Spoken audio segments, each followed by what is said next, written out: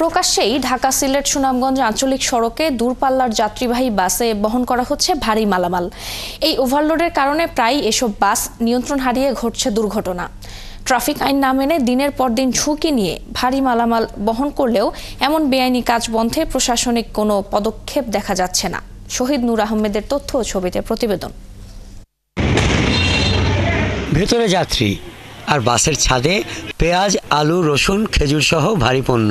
Overloaded হয়ে আসা এসব দূরপাল্লার বাস প্রতিদিনই পণ্য খালাস করে সুনামগঞ্জের পুরান বাস স্ট্যান্ডে। দিনভর চলতে থাকে এই ওঠানামা। রাজধানী ঢাকা, ময়মনসিংহ, চট্টগ্রাম, কুমিল্লা সহ দেশের বিভিন্ন জেলা থেকে এই বাস স্ট্যান্ডে আসে যাত্রীবাহী বাস। ব্যবসায়ীরা সাশ্রয়ী মূল্যে দেশের বিভিন্ন এলাকা থেকে সেই বাসের বক্স তো বটেই, ছাদ ভরে নিয়ে আসেন নিত্য প্রয়োজনীয় পণ্য। এখানে আনে পেঁয়াজ, আলু, রসুন, কাঁচামাল, এডিটিং, জুতা, কাপড়, এভরিথিং যা লাগে, দোকান ইত্যাদি অনেক কিছু আহে। এগুলো দিয়ে 400 টাকা করে ভাড়া যাত্রীরা, যখন আমরা যদি মাল না নিই তো আমরা ফুটফুটি দিই, হয়তো আমরা মালটাই নিয়ে আমরা যাত্রী। যাত্রীবাহী বাসে মালামাল পরিবহন বিধিসম্মত নয় বলে জানালেন মোটরযান এই পরিদর্শক। এর আগে যেটা হয়েছিল, আমাদের কাছে অভিযোগ ছিল আপনার ওই যে মাছের ড্রাম নেই, হচ্ছে বাসের নিচে যে কম্পার্টমেন্ট গুলো তো উপরে ছাদে নেই, তো এগুলো নিয়ে আমরা ম্যাক্সিমাম হচ্ছে মোবাইল কোড করছিলাম। এই বিষয়ে আমাদের মোবাইল কোড চলমান আছে এবং আমরা আরো মোবাইল কোড জোরদার করবো আর কি। এদিকে এই বিষয়ে সংশ্লিষ্টদের সচেতন করার পাশাপাশি আইনানুগ ব্যবস্থা গ্রহণের কথা জানান এই ট্রাফিক কর্মকর্তা। ট্রাফিক আইন অনুযায়ী আমরা ব্যবস্থা নেই, আদারওয়াইজ আমাদের তো অন্য কিছু নেই। আর তাদেরকে যেটা আমাদের পুলিশ হেডকোয়ার্টার বলেন বা আমাদের এসপি বলেন, স্যারদের নির্দেশনা হচ্ছে তাদেরকে মাঝে মাঝে সচেতনতামূলক তাদেরকে প্রশিক্ষণ দেওয়া। সংশ্লিষ্ট প্রশাসনের নজরদারিতে সড়কে যাত্রীবাহী বাস চলাচল ঝুঁকিমুক্ত হবে এমনটাই মনে করছেন যাত্রীরা। হাসান আহমেদ, ৭১। এ নিয়ে আরো খবর জানাতে আমাদের সাথে যুক্ত হচ্ছেন সহকর্মী শহীদ নূর আহমেদ।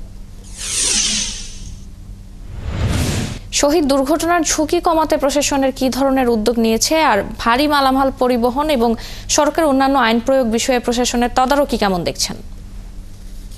ফারজানা, ধন্যবাদ আপনাকে। যেমনটা আসলে আমরা প্রতিবেদনটিতে দেখানোর চেষ্টা করেছিলাম, সুনামগঞ্জের যে আঞ্চলিক সড়ক আছে সেই আঞ্চলিক সড়কে যাত্রীবাহী যে বাস চলাচল করতেছে সেসব বাসে আসলে বাড়ির মালামাল বহন করে থাকে। ঠিক আমার পেছনটাতে যদি আপনাদেরকে দেখানোর চেষ্টা করি, এখানে কয়েকটি বাস ইতিমধ্যেই তারা দেশের বিভিন্ন জায়গা থেকে আসছেন এবং আমি যদি আপনাকে এই পুরো লাইনটা দেখানোর চেষ্টা করি, এখানে এসে তারা এই যে মালামাল বহন করছেন, বিশেষ করে পেঁয়াজ, রসুন সহ বিভিন্ন জাতের পণ্য কিন্তু তারা বাসের ছাদে এবং বাসের পিকআপে যে বক্স আছে সেই বক্সে করে নিয়ে আসছেন।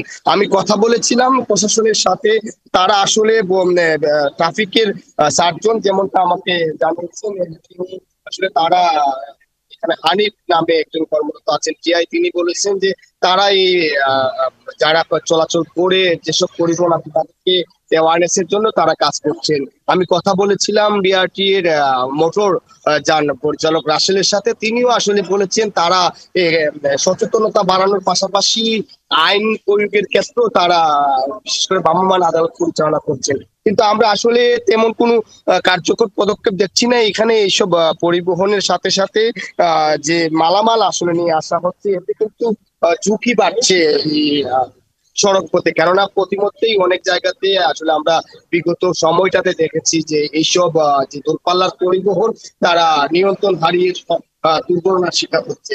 কথা বলেছিলাম যাত্রীদের সাথে, তারা বলছেন যে এটি যদি নিয়ন্ত্রণের মধ্যে না আনা হয়, যে বাস এবং পণ্য একসাথে আসলে চলে না, এটি বিধি বহির্ভূত এবং এটির নিয়ন্ত্রণে আসলে প্রশাসন কার্যকর পদক্ষেপ নিবে এমনটাই মনে করছেন। আমি ট্রাফিক বিভাগ এবং বিআরটি তাদের সাথে কথা বলেছি, তারা আসলে বলছেন যে তাদের সাথে সচেতনতার পাশাপাশি আইন শৃঙ্খলার জায়গাটাতে প্রশাসনের ট্রাফিক আইন মানার ক্ষেত্রে তারা ভ্রাম্যমাণ আদালতও পরিচালনা করার কথা আমাকে জানিয়েছেন। ফারজানা, ধন্যবাদ নূর আমাদের সঙ্গে যুক্ত হওয়ার জন্য। দর্শক, ঢাকা সিলেট সুনামগঞ্জ আঞ্চলিক সড়কের খবর জানাচ্ছিলেন সহকর্মী শহীদ নূর আহমেদ।